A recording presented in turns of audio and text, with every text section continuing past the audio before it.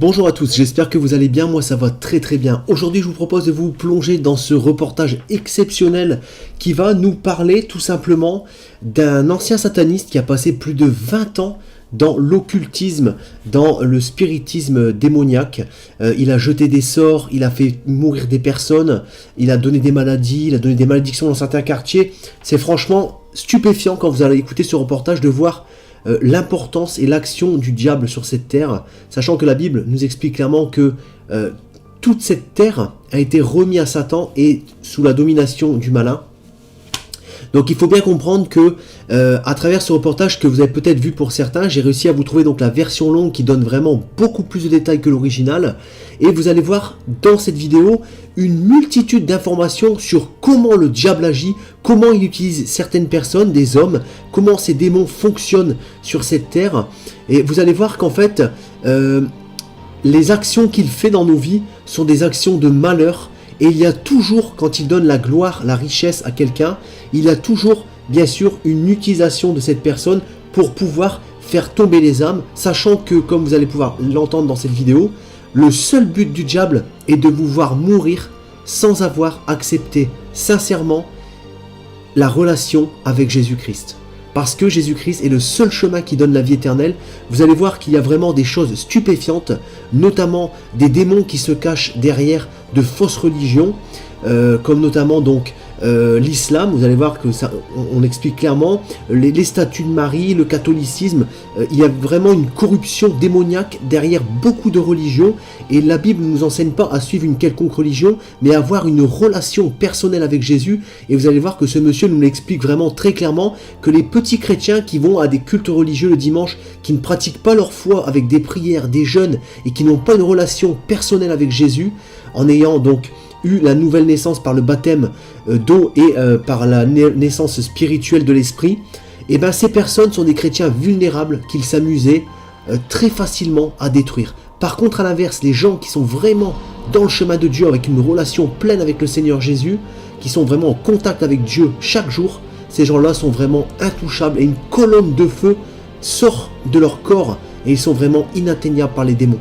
Donc vous allez voir que vraiment ce reportage vous apprend vraiment comment le diable fonctionne avec son armée démoniaque, et il est important de le savoir pour justement pouvoir contrer les plans de l'ennemi et pouvoir justement réussir à marcher en dehors de ses attaques, à les contrer par la prière, par le jeûne, en ayant vraiment une relation parfaite avec Dieu et en étant vraiment des gens qui obéissent aux commandements loin du péché. Donc je vous en dis pas plus, je vous laisse regarder ce reportage avec beaucoup d'attention, n'hésitez pas non plus à prendre des notes. Bon visionnage mes frères et sœurs. Regarde ce qu'ils ont, la Vierge Marie est supposément de Dieu, mais ce sont des idoles. Et ça c'est supposé être Michael l'archange. Mais c'est quoi? C'est même pas Michael, tu le sais. Et regarde Santeria, toute la sorcellerie. Et ça c'est le matériel que j'avais, Caldero. C'est Caldero. Tu te rappelles du tabernacle où les gens rencontraient Jésus, ils avaient rencontré Jésus. C'est le tabernacle du diable, ça. J'ai grandi dans un quartier où j'ai été témoin de mon premier meurtre en allant chercher du lait. C'était à 3 mètres de moi, ils ont tiré sur le gars 7 fois. C'était des jeunes. J'ai vu le meurtre après meurtre après meurtre. Pour survivre dans les rues du Bronx, vous devez être un tueur, un assassin. Vous devez être intelligent et malin. Du côté de mon père, il n'y avait que des sorciers et des sorcières. Nous étions immergés dans la sorcellerie. Nous avions un contrat, une alliance avec le diable. Je me rappelle quand j'étais plus jeune, à 9 ans, j'allais dans cette pièce pour adorer le diable. Et je pouvais sentir la présence du diable qui rentrait dans la pièce. Et mon père était en train d'adorer et parlait en langue démoniaque. Et il adorait, mettait des fleurs, des bougies et mettait de l'eau. De 19h à 5h du matin. J'étais emmené dans les églises démoniaques, dans des églises de sorcellerie. J'étais formé à devenir un sorcier. J'étais entraîné par des sorcières dans la religion depuis 30, 40, 50 ans. Ils m'ont appris à parler aux principautés, aux esprits sur terre, au diable lui-même. Vous ne pouvez pas parler au diable directement, vous devez gagner le droit de le faire. Et le premier massacre qu'ils ont fait dans mon quartier était dans cette maison, juste ici. Le mari a poignardé sa femme 52 fois et lui a coupé les oreilles. Et ensuite, moi et mon frère, nous étions avec sa fille, on l'a raccompagnée chez elle. On est rentré par la porte ici et la fille a retrouvé sa mère taillée en pièces ici, dans sa maison. J'étais dans la cour d'école, je jouais avec des copains. Et j'ai entendu quelque chose tomber et heurter le sol. C'était un collier vaudou. Alors je prends le collier vaudou, il avait beaucoup de couleurs, je le mets sur moi. Et le collier était mon premier contrat avec le diable. Nous avons été à une séance de tarot. Et quand nous étions à cette séance de tarot, j'étais un jeune garçon de 10 ans. La dame qui tirait les cartes, la sorcière, elle avait les yeux fixés sur moi, fascinée. Et elle dit, ce garçon, nous le voulons, nous le voulons. Les sorciers de Santeria le veulent, qu'ils appellent le culte des saints, mais qui est en réalité le culte des démons. Ils le veulent aussi. Et si tu ne le donnes pas, il va perdre la vue dans 30 jours. Alors ma mère était tellement désespérée, ma mère a vendu ses affaires, elle a vendu son lit. Elle a vendu le mobilier du séjour afin de réunir $250 pour faire ma première séance. Parce que cette dame nous a fait tellement peur que ma mère a dû dormir sur le sol, car elle n'avait plus de lit où dormir. Et parce qu'elle ne voulait pas que je perde la vue, elles m'ont initié au côté obscur au début de mes 10 ans. Et le premier amour, le premier contact que j'ai eu à l'âge de 10 ans avec le diable est arrivé. Et le diable est arrivé et a accepté le sacrifice que je lui offrais, ma vie. Et ils ont mis 5 perles autour de mon cou, les 5 pires démons des principautés en dessous de Satan. Ils les ont mis autour de mon cou, ce qui est Santeria. Et ils m'ont dit qu'ils allaient être mes guides spirituels, mes anges gardiens, et qu'ils allaient gérer ma vie à partir de maintenant. C'est le bâtiment, ce bâtiment au coin de la rue ici, était quasiment abandonné. C'est dans le livre. Moi et mon frère, on avait l'habitude de monter et descendre, chercher l'eau à la pompe. Tu vois la pompe, ce bâtiment avait été laissé à l'abandon, quasiment plus personne ne vivait ici. Seulement moi et ma famille et 12 autres familles vivaient ici. Mon enfance m'a été volée. Toute mon enfance a été d'adorer le diable, d'aller dans des églises sataniques. J'allais dans les églises sataniques de 19h à 5h du matin. J'étais formé par les sorciers et les sorcières à connaître les principautés démoniaques, les droits qui détient cette région, qui est dans cette région, qui gère cette principauté, quel est le nom de cette principauté. J'avais des pouvoirs de channeling. À l'âge de 13 ans, je faisais des projections astrales. Je laissais mon corps à la maison. J'allais dans différentes régions et je lançais des malédictions. Je maudissais des quartiers. Je mettais des esprits de prostitution, des esprits de drogue dans ces quartiers, des esprits d'homosexualité, esprits démoniaques, des esprits de meurtre, des esprits de suicide. Je savais comment appeler tous ces esprits dans les quartiers. À l'âge de 15-16 ans, j'allais dans les hôpitaux et invoquais des esprits de mort en soins intensifs, la mort dans une seule pièce pour que cette personne meure, car je voulais grimper les échelons avec le diable, je voulais devenir le plus grand adorateur du diable de New York. Le diable est devenu mon père. Il a remplacé mon père parce que j'ai prié qu'il tue mon père. Et à l'âge de 31 ans, mon père s'est fait tirer dessus en pleine face dans une boîte de nuit par une femme qui n'était pas la sienne alors qu'il en avait une. Le diable l'a pris, il m'a dit qu'il remplacerait l'ancien pour que je lui appartienne. Et le diable est devenu mon père. Il y avait une boîte de nuit ici, et mon père est mort ici à 33 ans. Et nous vivons ici. Et quand j'avais 11 ans, il y avait un magasin juste ici, en coin de la rue. Et le gars s'est fait tirer dessus dans la rue juste ici. Le gars s'est fait tuer pendant que j'allais chercher une bouteille de lait. Et j'ai grimpé les rangs des adorateurs du diable, j'ai grimpé les rangs avec les principautés et démons, jusqu'au point où je pouvais m'asseoir et parler avec le diable comme je l'ai fait avec toi aujourd'hui. Le diable se manifestait en forme humaine, sa présence entrait dans la pièce. Et je parlais avec le diable toute la nuit, et il me donnait des missions. J'allais dans plusieurs clubs pendant les nuits, afin de recruter des personnes pour le côté obscur. Je disais des choses aux gens à propos de leurs finances, de leur vie, ce qu'ils avaient fait, ce qui allait leur arriver. Ils n'avaient aucune idée de qui j'étais. Ils ne savaient pas de qui j'étais, j'avais juste des pouvoirs démoniaques. J'aimais le sang, je tuais les animaux afin de boire leur sang chaque semaine. Et si je n'avais pas le temps d'acheter des animaux, je me coupais moi-même pour boire mon propre sang. Le cercle des personnes avec qui j'étais dans ce monde démoniaque, il y avait des docteurs, des avocats, des directeurs, des juges, des policiers. Ils étaient tous dans la sorcellerie, même des chanteurs qui sont très connus aujourd'hui.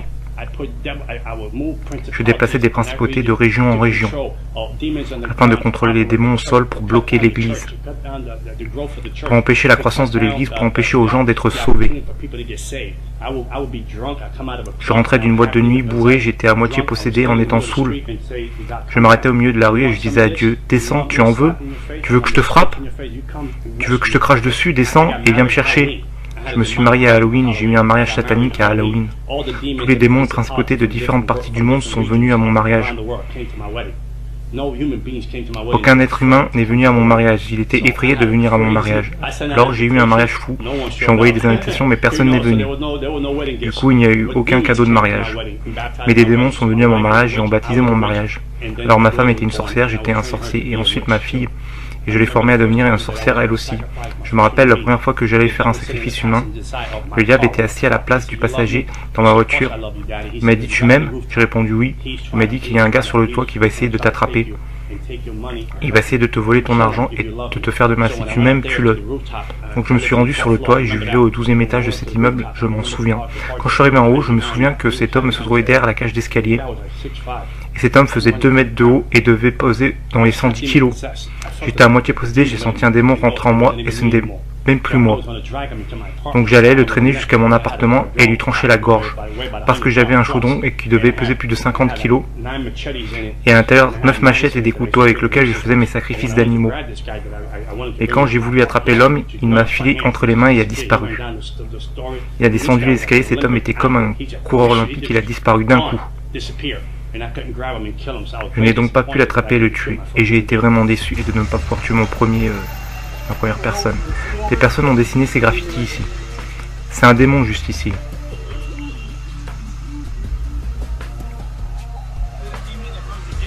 Regarde le démon qui contrôle les portes de l'enfer. C'est celui dont je me parlais, qui est dans mon livre sur Santaria. Ce petit démon.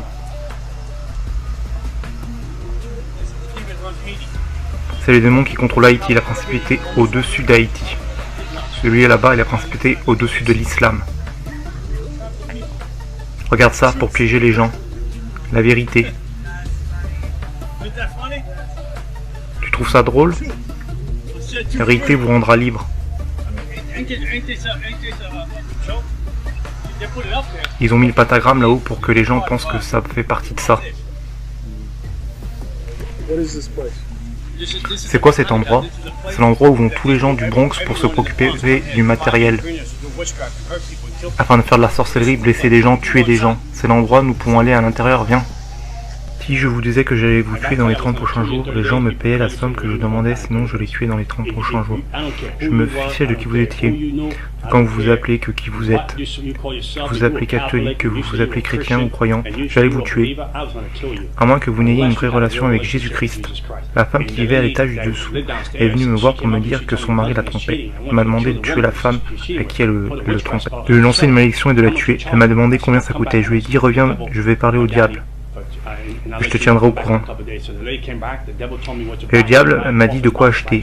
Un cercueil avec 21 bougies et une photo de la femme à mettre dans la boîte. Pour que la sorcellerie fasse effet et la fasse mourir. Et dans 21 jours, elle devait mourir. Donc quand la femme est revenue me voir, je lui ai dit que ça lui coûterait 10 000 $. Tu sais quoi, je te connais bien, tu étais sympa. Je le fais pour 7 000 $. Je faisais une réduction de 30%. Quand cette femme allait quitter mon appartement, elle m'a dit, elle est chrétienne. Et je lui ai dit, je vais la tuer gratuitement. Je lui ai dit que je n'avais pas besoin de l'argent et que je la tue gratuitement. Je vais donner une leçon à cette chrétienne. Ils vont payer. Je ne veux pas de votre argent, je la tuerai gratuitement. Et donc, je fais le rituel voodoo, la rituel de sorcellerie. 21 jours sont passés et la femme n'est pas morte. Un mois est passé et la femme n'est pas morte. Je me suis dit, waouh, qu'est-ce qu'il se passe? Ma réputation va en souffrir. J'ai donc appelé le diable et les démons, j'ai intensifié la sorcellerie. J'ai doublé la sorcellerie pour qu'elle meure dans la nuit. Et rien ne s'est passé, rien du tout. J'étais donc chez moi la nuit et le diable est venu. J'ai senti sa présence envahir la pièce. Et il m'a dit, nous devons avorter ton plan de tuer cette femme. Je lui ai demandé pourquoi abandonner, ma réputation est en jeu, je suis un sorcier. Et si je ne tue pas cette femme, on va penser que je n'ai plus aucun pouvoir. Et le diable m'a dit, tu ne comprends pas, le Dieu qu'elle sert a dit de la laisser tranquille. Il a dit, ne la touche pas. Et j'ai demandé qui était ce Dieu. Le Dieu qu'elle sert. J'étais très en colère et j'ai dit, continue encore une semaine de la tuer. Mais le diable m'a encore répété, non, le Dieu qu'elle sert a dit de la laisser tranquille. Avec la sorcellerie que j'ai faite sur cette femme, elle aurait dû mourir en moins de 21 jours. Salut, comment ça va? C'est Jézabel. C'est Jézabel dans leur religion. Voilà comment ça fonctionne. Ces statues ici ne sont rien. Mais c'est le démon qu'il y a derrière. Donc pour que je puisse m'identifier, cette statue doit être faite car je ne peux pas m'identifier à un esprit. Je ne peux pas m'identifier à un esprit car nous n'avons rien en commun.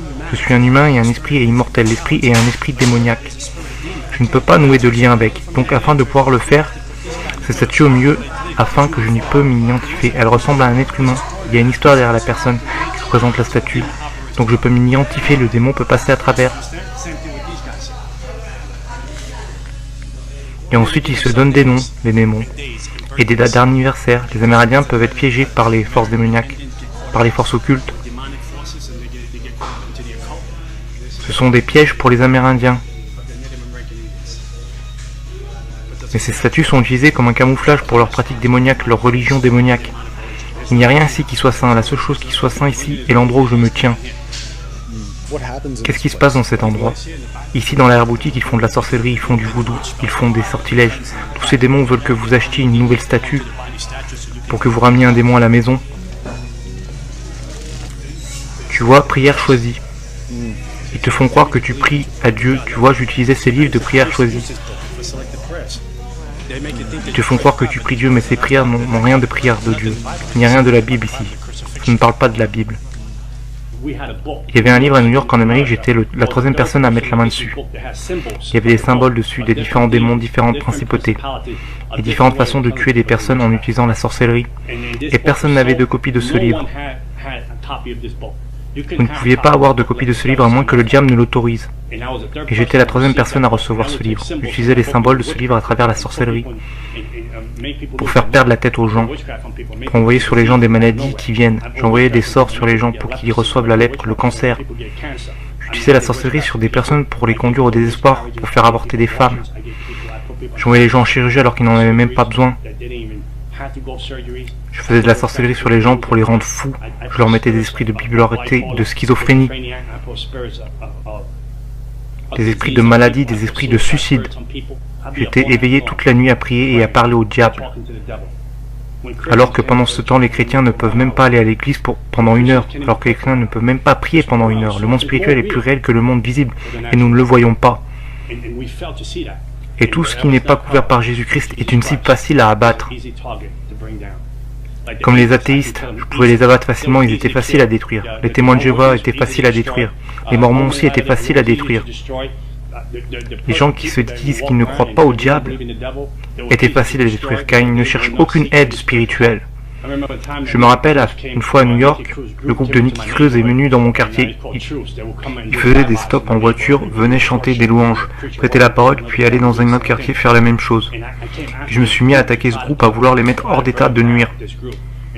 C'était des gamins, ils avaient 18, 17, 20 ans. Je veux dire, je me suis dit, mais comment osent-ils jouer cette musique horrible? Cette musique qu'ils appellent louange, cette musique dégoûtante, qui joue dans mon quartier, je vais détruire ces jeunes garçons. Quand je suis arrivé à l'endroit où ils étaient, il y avait un mur de feu autour d'eux. Je ne pouvais pas y entrer pour leur faire du mal. Il y avait quelque chose qui me repoussait. À chaque fois que j'essayais de leur lancer des forces démoniaques sur eux, quelque chose me repoussait. Et j'étais incapable d'atteindre ces gamins. Et je me disais qu'il y avait quelque chose ici qui n'était pas normal. Alors je m'en suis allé et je les ai laissés tranquilles et je me suis dit, ok, ils ont gagné ce premier round. Alors forcément qu'il y a des esprits ici qui nous observent. Oui, bien sûr, qui nous observent. Ok, nous sommes protégés. Nous sommes protégés par le sang, mon frère. Il n'y a rien de comparable au sang de Jésus. Amen. Ils savent qu'ils ne peuvent pas nous toucher. Ils voient ce qu'on a. On a une barrière de protection autour de nous. On peut marcher dans cet endroit. On pourrait chasser les démons de cet endroit. On pourrait détruire cet endroit au nom de Jésus. Il n'y a rien que le diable puisse faire. J'avais beaucoup d'argent, de belles voitures, de belles femmes. J'avais tout, je vivais dans le monde. Mon voisinage était terrifié de qui j'étais. Ils se disaient, vous embêtez ce type et votre famille va mourir. Vous embêtez ce type, il n'aura pas besoin d'un pistolet, il tuera vos familles durant son sommeil. Mon père était incroyable. Il me donnait des pouvoirs au-delà de ce que je pouvais imaginer. Il me donnait des pouvoirs et les gens avaient peur de moi, la police me craignait. La sécurité dans mon quartier me craignait. Les gens m'appelaient le fils du diable. J'ai mis des chrétiens à genoux, les empêchant de prier car ils étaient sans puissance. Ce n'était pas parce que leur Dieu n'était pas tout-puissant, comprenez-moi bien. Leur Dieu était tout-puissant, mais le vaisseau était faible. Le vaisseau n'avait pas de vie de prière, la prière n'était pas accompagnée de jeûne, et il n'avait aucune relation avec Dieu. Il y avait une forme de piété dans la personne, mais aucune puissance. La personne était faible, la personne ne faisait rien. Elle avait une Bible, un beau costume, de beaux habits, mais il n'y avait aucune connexion avec Jésus-Christ, parce qu'ils étaient hors de sa volonté, hors de ses promesses, et il était hors du plan que Dieu avait pour lui. Et je vous tenais alors, je vous possédais, je vous brisais, je vous jetais de la sorcellerie. Je continuais de faire ça, des chrétiens en nombre, des familles à des églises. J'en avais après tout ce qui pouvait représenter la croix de Jésus-Christ.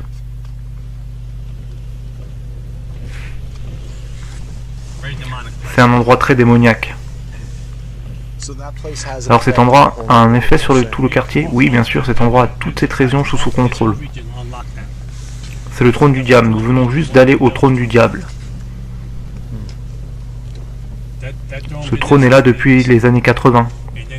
Et ils dépensent 100 ou 200 $ à acheter toutes ces choses. Ils se ruinent et n'ont même pas assez avec l'assistance publique, mais on a quand même assez pour acheter ces choses. Parce qu'ils pensent que leur vie va devenir meilleure, que leur vie va s'améliorer, qu'ils vont faire des progrès. Ils croient qu'ils vont briser les malédictions familiales, les rituels, les malédictions qui viennent du vaudou. Ils croient qu'ils vont briser tout ça alors que Dieu dit « Venez et je le ferai gratuitement ». Donnez-moi juste votre vie et je vous rendrai libre. Mais ils n'en veulent pas, c'est trop difficile pour eux, c'est trop compliqué pour eux. Mais ils peuvent aller dans des endroits comme ça et dépenser 200 $. J'avais un contrat avec la principauté qui contrôle Haïti, son nom est Canberra. J'avais un contrat avec les démons de Miami, avec les démons d'Afrique.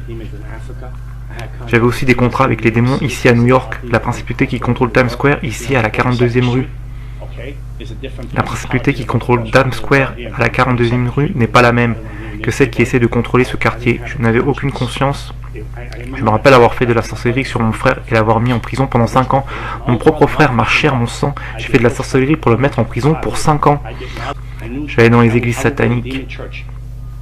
Et chaque année, nous avions une réunion secrète. Tous les sorciers et sorcières venaient à cette réunion pour décider quelle principauté serait invoquée pour contrôler la région. Nous étions mieux organisés que l'Église. Le royaume des ténèbres était mieux organisé que l'Église de Jésus-Christ. Nous savions faire les cérémonies et préparer les choses pour l'année prochaine, avant que l'année en cours ne soit finie, pendant que les chrétiens ne peuvent pas venir à l'église et prier pendant 1 heure, pendant que les chrétiens ne peuvent pas avoir une relation continue avec Dieu. J'avais pris une année sabbatique et la sorcellerie et le diable m'a puni et m'a rendu aveugle pendant 1 an. J'ai été complètement aveugle pendant 1 an. J'étais enregistré à l'association pour les aveugles, j'étais totalement aveugle. J'ai été entraîné à utiliser un chien guide. J'ai été entraîné à utiliser un de ces bâtons que vous utilisez pour marcher dans la rue. Ma mère avait pris soin de moi pendant 1 an. Ma vision est devenue noire et un brouillard gris est venu dans mes yeux. J'étais aveugle. Et quand j'ai redonné ma vie au diable, après cette opération chirurgicale, le diable m'a redonné la vue. Et je pouvais voir de nouveau. Ça a été ma punition pour avoir pris une année de repos. Le diable m'a dit, tu veux une année de repos? Je t'en donne une. Et il m'a pris ma vue. C'est le monde dans lequel je vivais. Si vous obéissez pas, il vous tuait. Il y avait une règne de terreur afin que vous ne quittiez pas cette religion. Vous ne pouvez pas quitter Santeria. Les docteurs ne pouvaient pas expliquer comment j'avais perdu la vue. Et pendant ce temps, quand le chrétien agissait mal et qu'il pêche, la seule chose qu'il vous trouvait en rentrant, c'est juste, c'est la grâce et le pardon. Quand tu signes avec le diable et que tu fais quelque chose qu'il n'aime pas, il tue un membre de ta famille. Je me rappelle le diable avertissant cette femme en disant « Tu ne peux plus rester avec cette personne », mais elle n'y avait pas fait attention car elle était devenue amoureuse. Un démon a possédé un élève dans la rue, il a pris un marteau, lui a frappé 17 fois sur la tête et l'a tué. Un jour j'étais assis chez moi, c'était incroyable. J'avais été à la boîte de nuit la nuit précédente, J'étais assis et regardais une émission stupide à la télévision, Jerry Springer Show. Les gens se frappent et s'insultent. Je prenais plaisir à ça, je rigolais. Pour la première fois, j'ai entendu une voix disant « Fils, j'arrive bientôt, que vas-tu faire avec ta vie ?» Une voix audible qui avait traversé la pièce, et j'ai pensé que c'était la TV qui parlait. Et j'ai vu ensuite que ça ne pouvait pas venir de la télé, ces gens se tapaient les uns sur les autres. Je connaissais la voix du diable, je lui parlais comme je vous parle aujourd'hui. Toutes les principautés qui contrôlent l'occulte, le Wicca, la sorcellerie, le New Age, le bouddhisme, l'islam, la santeria, le spiritualisme. Je connaissais toutes ces principautés, j'avais un contrat avec elles. J'avais des accès directs avec toutes les principautés, les démons sur la terre, le diable, Jézabel. Je connaissais des démons dont je ne vous dirai même pas le nom, car vous ne sauriez pas qui ils sont. Je les connaissais tous par leur nom. Mais cette voix était très différente des autres voix. Quand j'ai entendu cette voix venant de nulle part, elle venait de l'air. J'ai été choqué, alors j'ai vu une vision de l'autre côté de l'appartement. Le ciel était en feu et je voyais les gens courir en dessous cherchant un abri, mais il n'y en avait pas. Et alors j'ai pensé même pourquoi est-ce que... J'étais complètement choqué. Je me rappelle avoir été dormir, je suis tombé dans un profond sommeil. Comme s'il m'y avait mis un voile et je me retrouve dans un train plein de gens. Je n'arrive pas à croire où j'étais. C'était un train. Vous ne pouvez pas imaginer comme ce train allait vite. Il n'existe rien d'aussi rapide sur Terre. Et il allait en enfer. Jésus-Christ m'a emmené en enfer. Et quand je suis arrivé en enfer, les portes se sont ouvertes. Les portes se sont ouvertes avec un écho indescriptible. Et de la chaleur est venue de nulle part. Je sentais que j'allais suffoquer à cause de la chaleur et je suis sorti du train. Les gens dans le train n'avaient pas de visage, mais on pouvait voir la peur sur les gens. On pouvait sentir l'impact de la peur dans le train, qui allait dans un endroit où il ne reviendrait jamais. Et l'endroit était confiné. Et je me suis dit, je ne peux pas mourir ici, je ne peux pas. Ce n'est pas pour moi, je ne suis pas né pour être à cet endroit, je me disais ça. Alors j'essayais de trouver un tunnel en enfer.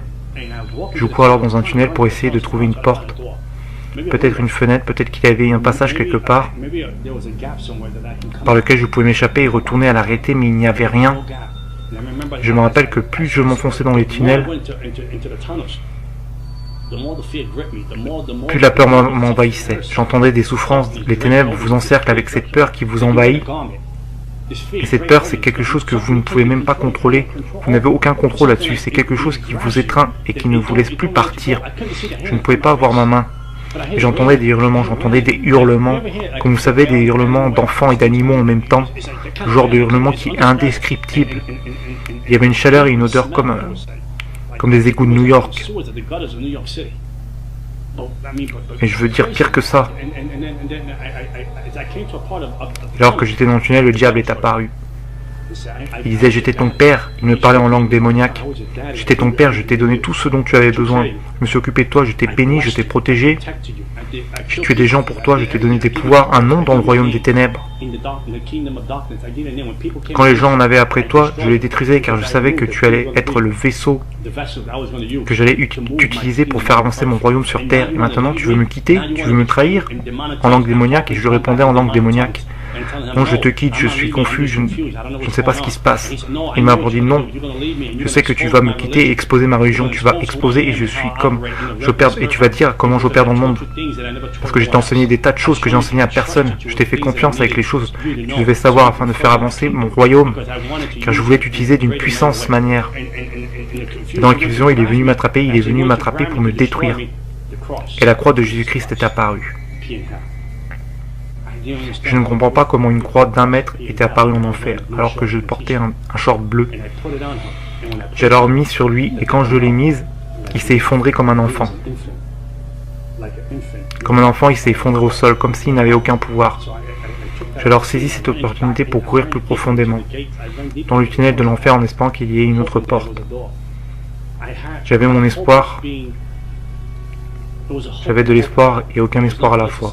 Il n'y avait pas de place pour dire je sors d'ici, c'est la fin. J'avais cette peur qui me saisissait indescriptible. J'avais jamais ressenti une telle peur, un tel désespoir. C'était l'opposé de ce qu'étaient les paradis. L'opposé de la joie, l'opposé de la félicité, l'opposé de la paix, les ténèbres et la lumière. C'était un endroit de tourment, un endroit de... Si je suis là, ma famille ne le saura pas, ma fille ne le saura pas. Comment pourrait-il me trouver? Comment pourrait-il me chercher? Donc alors que j'avançais plus profondément dans le tunnel de l'enfer, une fenêtre, une issue quelque part que je puisse m'enfuir, le diable est apparu de nouveau en disant « Maintenant nous allons te détruire ». Alors je lui réponds en langue démoniaque « J'ai ces marques, ces contrats qui me protègent et je vais te détruire ». Il m'a répondu « Espèce de fou, je t'ai donné ces marques, avec ces marques je te possède. Je te possède, personne ne te possède sinon moi. Tu vas vivre pour moi ou mourir. » Et il est venu pour m'attraper une seconde fois. Je me suis dit, c'est fini. Alors la croix de Jésus est apparue en enfer.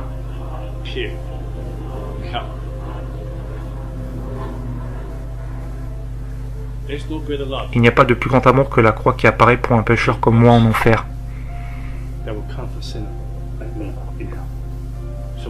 Quand David dit « Je repose dans le séjour des morts », il sait que je suis ici. La grâce et la miséricorde sont apparues en enfer. La grâce et la miséricorde connaissaient mon adresse. La grâce et la miséricorde avaient un plan pour ma vie.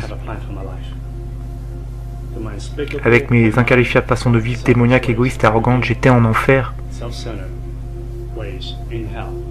Alors que mon sort était réglé, Jésus-Christ m'a aimé. Et il a dit, j'ai un plan pour toi, je t'aime plus que tu ne peux l'imaginer. Et il est arrivé en enfer quand je me suis réveillé et que mon esprit est revenu dans mon corps.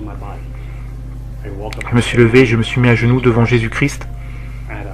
J'avais pour 100 000 $ de matériel de sorcellerie à la maison et j'ai tout jeté. Je me suis débarrassé de tout ce qui avait un lien avec le monde des ténèbres. Mon ancien compagnon d'Haïti, de Cuba, de Miami et de New York voulait me tuer car j'en savais trop. Nous devons le détruire, le tuer car il en sait trop et il n'est plus des nôtres. Et ils sont venus pour me tuer, ils l'ont fait de leur mieux. Je dormais durant la journée pour rester éveillé la nuit quand les démons sont venus me tourmenter pendant 30 jours. Ils m'ont tourmenté pendant 30 jours. Ils me prenaient par la gorge, me sortaient hors du lit, la pièce devenait froide. J'étais allongé dans mon lit et je sentais une autre personne allongée à côté de moi, froide. Je regardais comme ça et je pouvais sentir la présence, c'était le diable en personne dans mon lit. Pendant 30 jours sans répit à me tourmenter, à essayer d'arracher mon âme de mon corps. À essayer d'arracher mon esprit de mon corps, je tremblais la nuit comme jamais auparavant. Je criais, je ne savais pas comment prier, alors je disais « Jésus, Jésus, Jésus !» Je disais des prières d'une sœur que j'avais entendue à l'église, je l'avais entendue prier ainsi. J'essayais d'assembler ces prières ensemble comme un puzzle afin de combattre pour ma vie.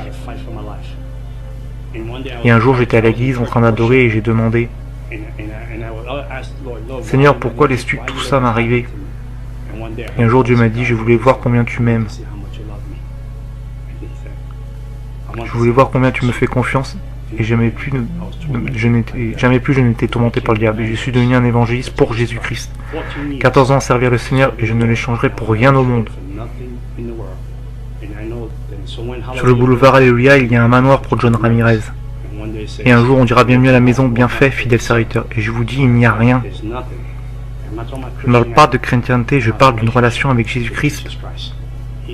Il est mon Seigneur, il est mon début et ma fin. Aucune arme forgée contre moi ne prospérera. Je mourrai quand Jésus dira que je rentre à la maison, pas à cause d'un sorcier, pas à cause d'une personne, pas à cause du vaudou, d'une incantation, d'un sort. Rien de tout ça ne peut me séparer de l'amour de Dieu. 100 000 $ de sorcellerie, avoir vendu mon âme, des marques ici, des marques ici et des marques ici, mais la plus grande marque est ici. C'est l'amour que j'ai pour la croix. Il n'y a rien comme la croix de Jésus-Christ. Et je vous dis ça, je vais terminer avec ça. J'étais maudit et je suis devenu béni parce que celui qui était béni est devenu maudit pour moi. Et j'ai changé de père et mon père domine sur l'univers. Il m'a aimé plus que je ne pouvais l'imaginer et cet amour je peux maintenant le donner à ma fille. Ma fille aujourd'hui est une chrétienne née de nouveau, diplômée d'université, en master de psychologie et je sais que Dieu va l'utiliser d'une grande manière, grâce à la torche que je vais lui transmettre la bonne cette fois-ci. Et je sais qu'elle fera de plus grandes choses que son père et avant que je ne quitte la terre, les gens sauront que John Ramirez était là car il était serviteur de Dieu puissant.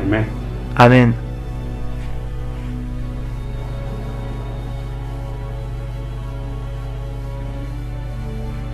Après avoir donné sa vie à Christ, John a rejoint Times Square Church à New York.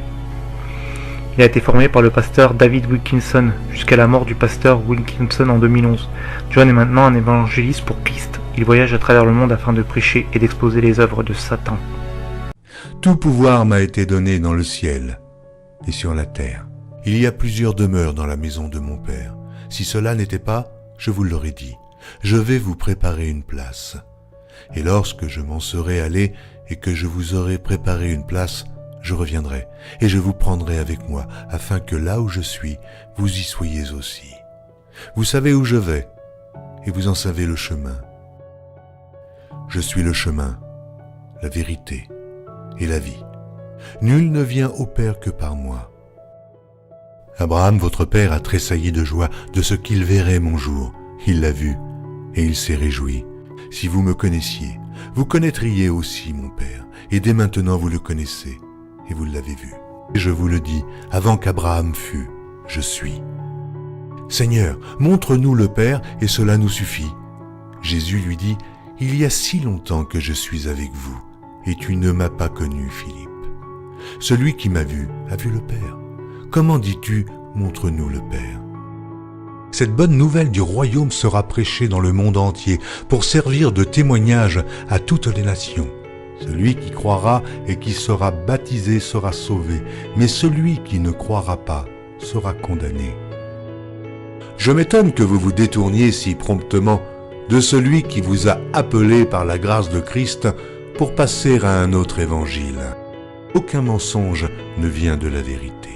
Sinon, celui qui nie que Jésus est le Christ, celui-là est l'antéchrist, qui nie le Père et le Fils. Quiconque nie le Fils n'a point non plus le Père.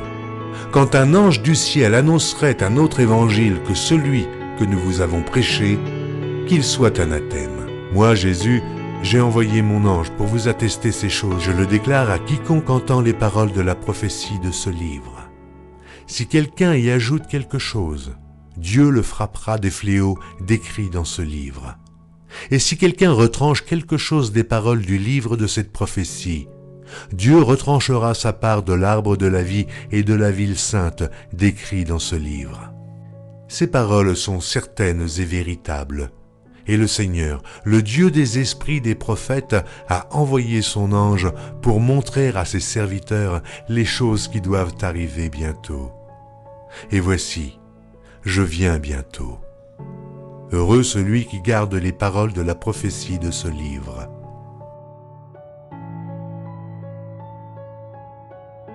Voici, il vient avec les nuées, et tout œil le verra, même ceux qui l'ont percé. Et toutes les tribus de la terre se lamenteront à cause de lui. Oui, Amen. Je suis le rejeton et la postérité de David, l'étoile brillante du matin. Je suis l'alpha et l'oméga, dit le Seigneur Dieu, celui qui est, qui était et qui vient, le Tout-Puissant, le premier et le dernier, le commencement et la fin. Que la grâce du Seigneur Jésus soit avec tous. Moi, Jésus, je viens bientôt. Vous êtes d'en bas, moi je suis d'en haut. C'est pourquoi je vous ai dit que vous mourrez dans vos péchés. Car si vous ne croyez pas ce que je suis, vous mourrez dans vos péchés.